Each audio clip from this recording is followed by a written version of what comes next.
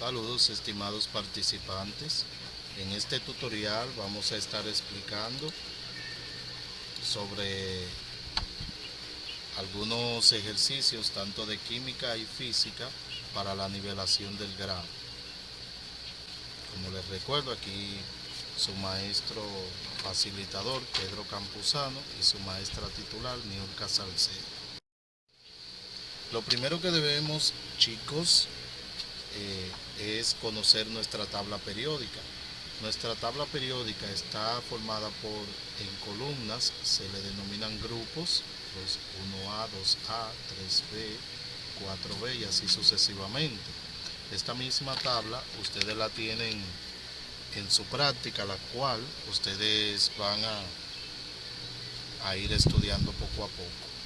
Estos numeritos que ustedes ven aquí encabezando cada fila, por ejemplo, esto se le conoce como período, y aparte de período también se le conoce como niveles, y existen 7 niveles que forman nuestra tabla periódica. Pero aparte de esto también forman 4 grandes grupos, a lo que le llamamos bloque. Por ejemplo, el bloque S, que está formado por el grupo 1 y 2. Este es el bloque S. De este lado tenemos al bloque D, que está conformado por estos elementos que están aquí. Todos estos elementos que pertenecen al bloque D.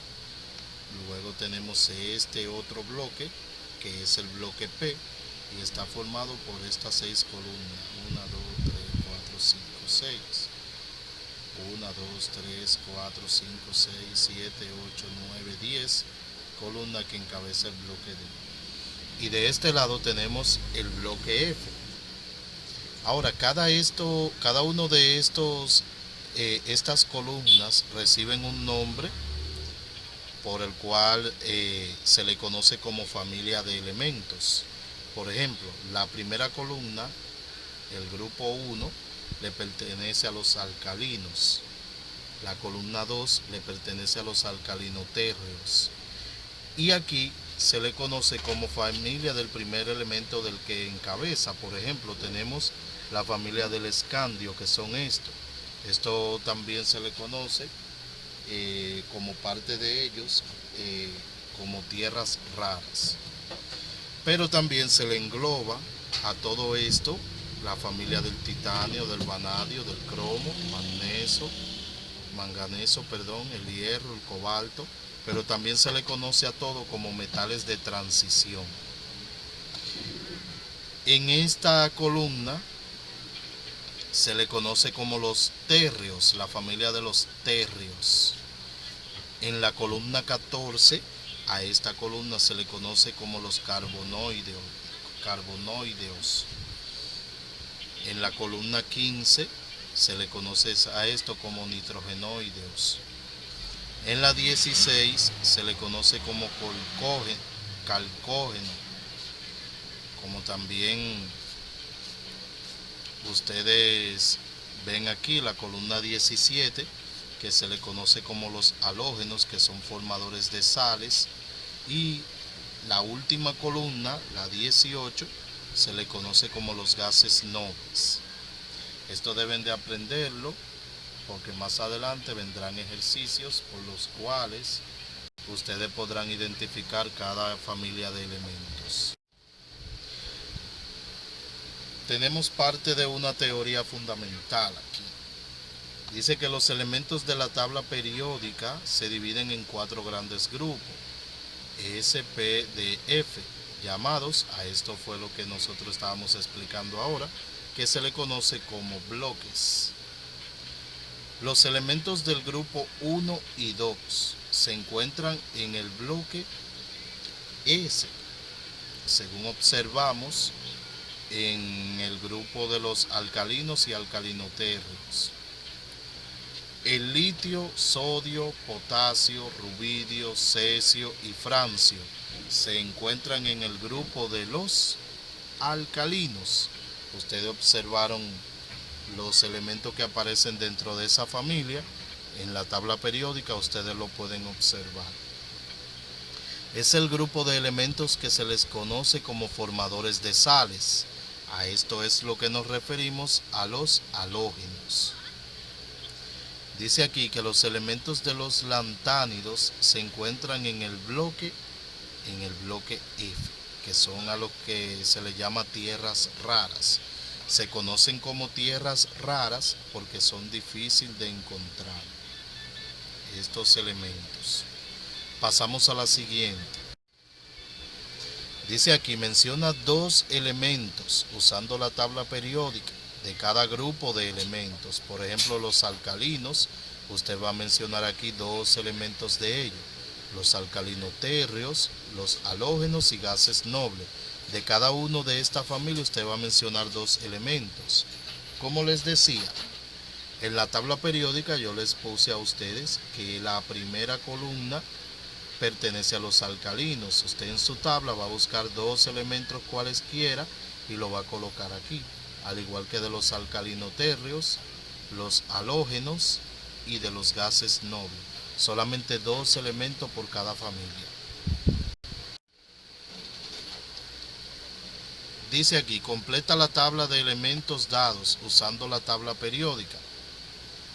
Aquí tenemos algunos elementos y nos está pidiendo a nosotros el símbolo, el número de la posición en el que se encuentra, el nivel o periodo, el bloque y la masa. Tienen que tener su tabla periódica a mano para poder seguir.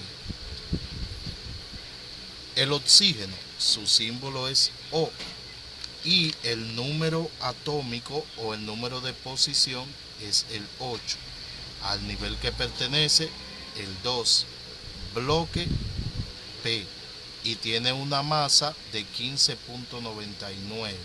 Tienen que tener su tabla periódica, repito, para que puedan comprender. El manganeso, su símbolo es Mn. Su número atómico o el número de posición es el 25. Nivel de energía o periodo, que es el 4. Y pertenece al bloque D. Y tiene una masa de 54.55 UMA. El hierro, su símbolo es Fe. Tiene un número atómico de 26. Pertenece al nivel 4. Al igual que al bloque D, y tiene una masa de 55.85 aproximadamente. El cobre se representa con Cu, su número atómico es el 29, su nivel es el 4, el bloque que es el D y tiene una masa de 63.55 aproximadamente. Tenemos también el bromo que se representa por Br, su número atómico es el 35, su nivel de energía que es el 4 y pertenece al bloque P. Tiene una masa de 79.90 UMA. Aquí tenemos otro de los temas que estamos explicando. Dice, halla la configuración electrónica de los elementos señalados. Realmente y anteriormente nada más llegaba desde 5F14, 6D10, 7P6, estos tres no se colocaban, por la sencilla razón de que en la tabla periódica nosotros tenemos 118 elementos. Pero como ya hoy en día en el internet y en algunos libros, hacen mención de estos otros tres niveles, vamos a anexarlo. Esta es nuestra tabla que nos permite encontrar la configuración electrónica de un elemento, pero aquí yo se la voy a poner lineal, que es lo mismo. Para encontrar la configuración electrónica de un elemento debemos delimitar aquí el número atómico, o mejor conocido como los exponentes de cada configuración, y vamos a colocarlo sumando estos exponentes hasta encontrar el número que nos da. Esto nos va a decir cuál es la configuración electrónica. Para esto simplemente basta con ir bajando y sumando sus exponentes.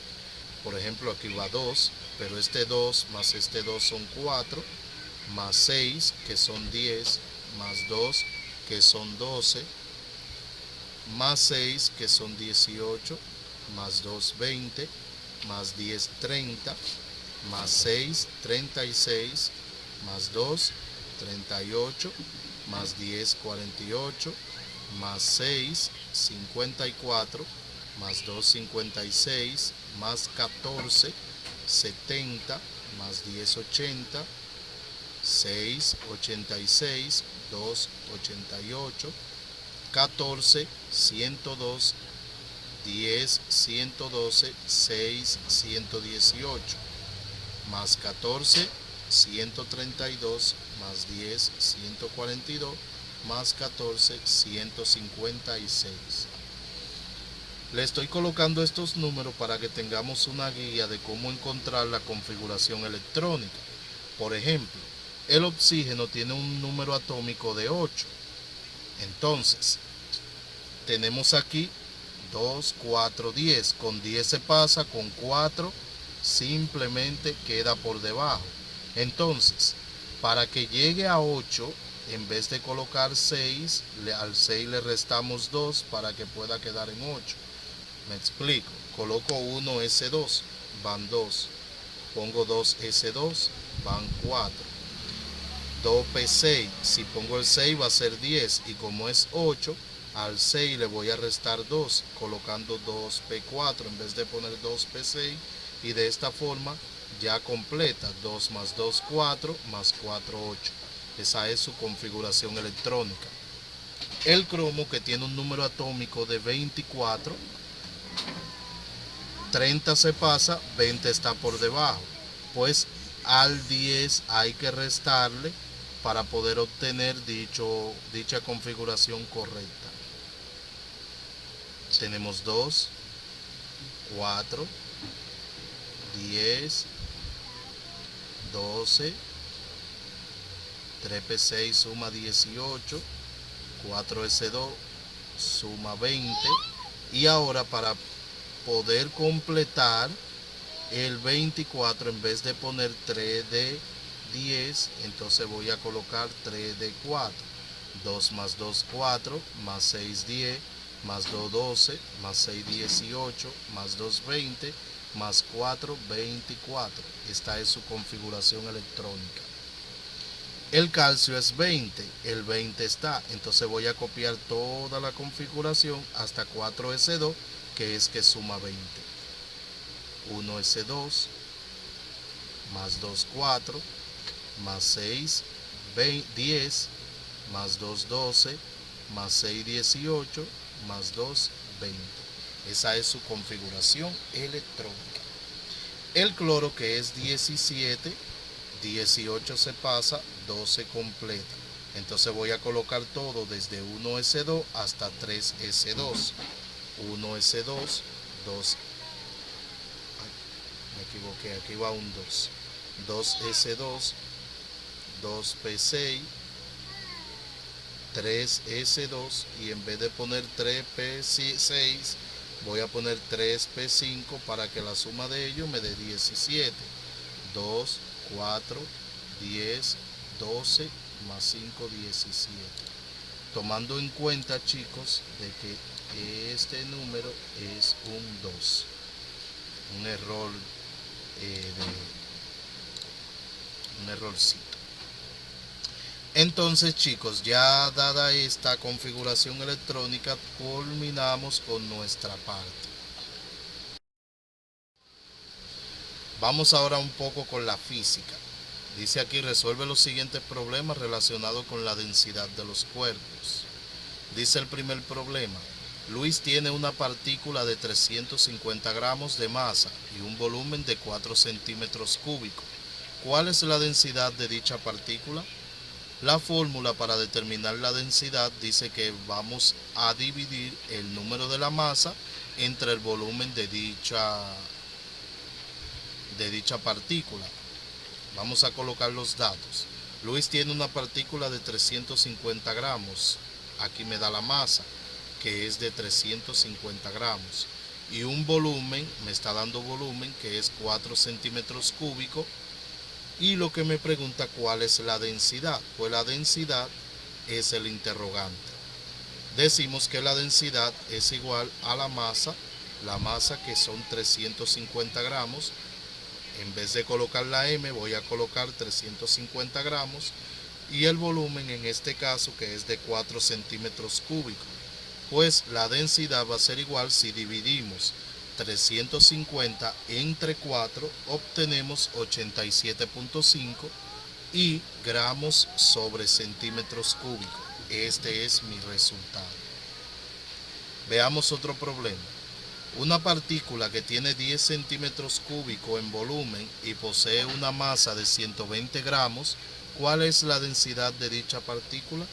Colocamos los datos. 10 centímetros es su volumen. Posee una masa de 120 gramos. Me da la masa, que son 120 gramos. Y me pregunta cuál es la densidad. Por tal razón es el interrogante.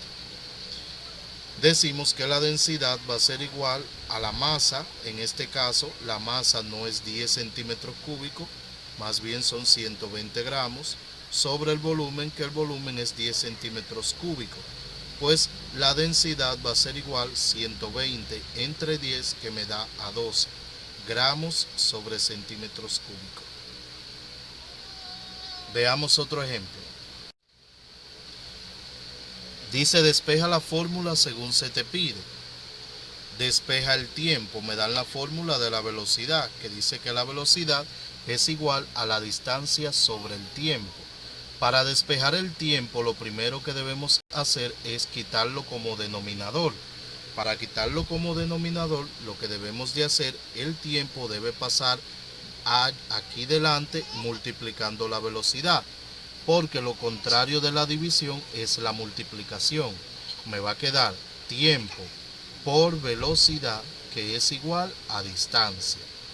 Una vez tenemos nuestra fórmula de manera lineal, ahora sí podemos despejar al tiempo. Por tal razón, la velocidad que está multiplicando al tiempo debe pasar dividiendo la distancia. Entonces me va a quedar que el tiempo es igual a la distancia dividido entre la velocidad. Despeja la distancia, tenemos la misma fórmula. Para esto debemos eliminar denominadores primero, hacemos el mismo procedimiento de arriba. El tiempo pasa multiplicando la velocidad, tiempo por velocidad, que va a ser igual a la distancia. Entonces ahora debemos ponerlo de una forma correcta. Decimos que la distancia es igual a la velocidad por el tiempo. Y aquí tenemos nuestro despeje.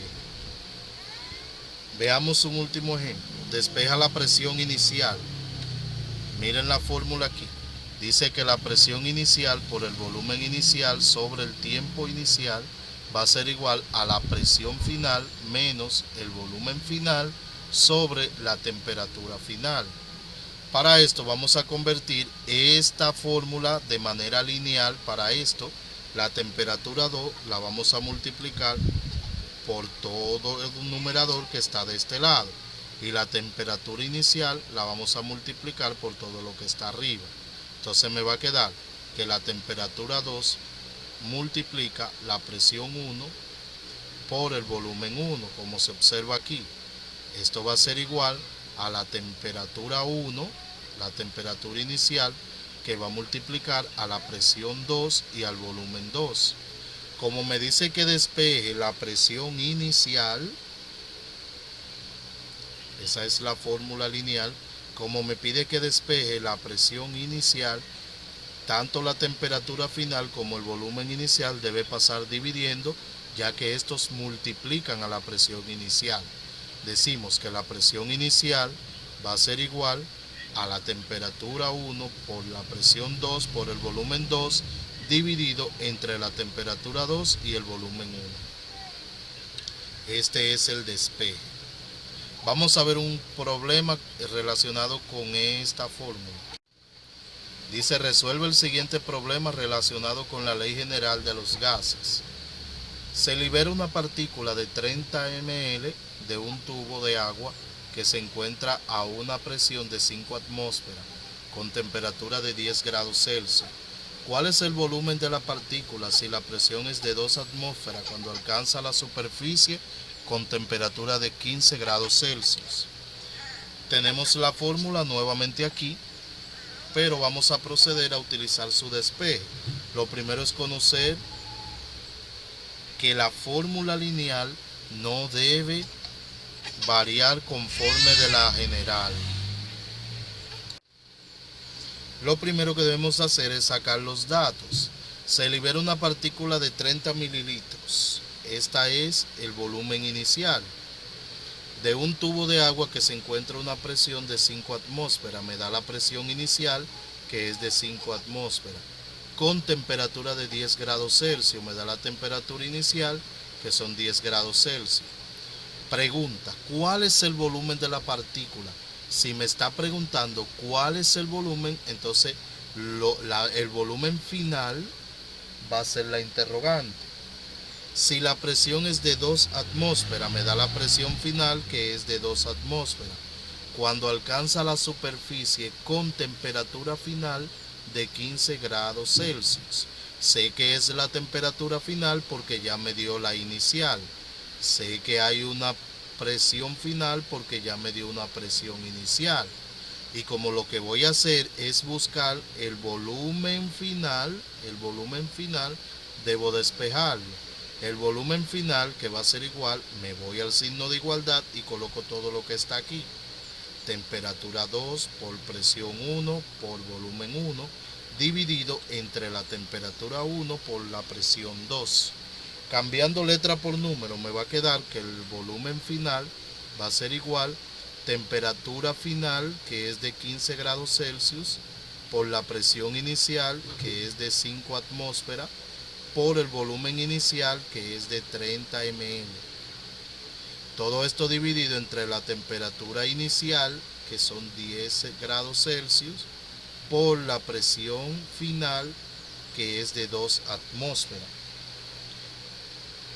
Cuando hay una magnitud que aparece arriba y abajo, estas se cortan y se eliminan. Grados Celsius se va con grados Celsius.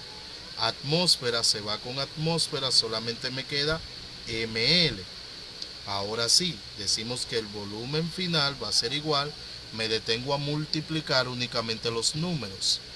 15 por 5, que me da 75. Y 75 por 30, que me da 2250 ml. Ahora multiplico 10 por 2, que me da 20. Ahora dividimos 2250 ml entre 20, que me da como resultado 112.5 mililitros. Esto es todo, chicos.